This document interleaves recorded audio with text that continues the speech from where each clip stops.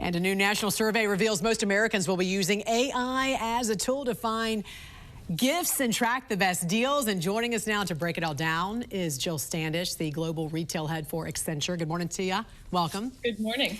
87% of Americans say they plan to spend the same or more from last year, as indicative of the numbers there. I mean, that's a huge amount that was taken in on Black Friday. Is this indicative of consumer confidence headed into 2026, do you think? Well, you saw all of that great news about Black Friday, the sales were up, et cetera. But, you know, we've got a very cautious consumer going into 2026. I mean, these shoppers are actually looking at prices and trying to get value. A third are saying they want to treat themselves, but the rest are saying the reason why the spend is up because of prices. So I think we've got a little bit of optimism, but it's very cautious going into the holiday season. And something a little different this year is AI tools for holiday shopping. In fact, 8 out of 10 shoppers also say they plan to use AI to track price drops, compare products, and even help them decide what to buy. How dramatically is AI changing the shopping experience, and are retailers really prepared for that shift?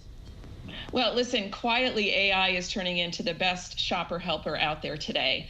I mean, we see that there's about 46% of consumers actually going to these tools. So think of ChatGPT or Claude or Gemini and saying things like, what should I buy my dad for Christmas under $100? And it's giving a curated list of items, and it will also give you prices and product reviews. That's very different than going into the traditional search that we had in the past. So I think AI is something that all of us are starting to use. It's very conversational. It's very human-like. I think the key here is that consumers are a little bit ahead of the retailer. Not all retailers have this capability. What are some of the hottest items this season, from the latest toys to gadgets, and also what trends are you seeing?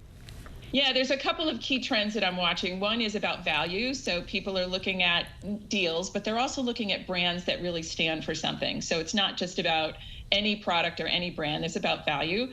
The second one is personalization. So you're seeing a lot of like getting a bathrobe with your monogram on it, or getting something personalized. It means a little bit more. And of course, the last one is all about experiences. So we're seeing people spending money on trips or concerts, et cetera. So value, personalization, and experiences are my three trends. Experience, that's my favorite right there. I always tell my kids that. All right, global retail head for Accenture, Jill Standish. Great to see you this morning. Thanks for joining us here on the National News Desk. We appreciate it.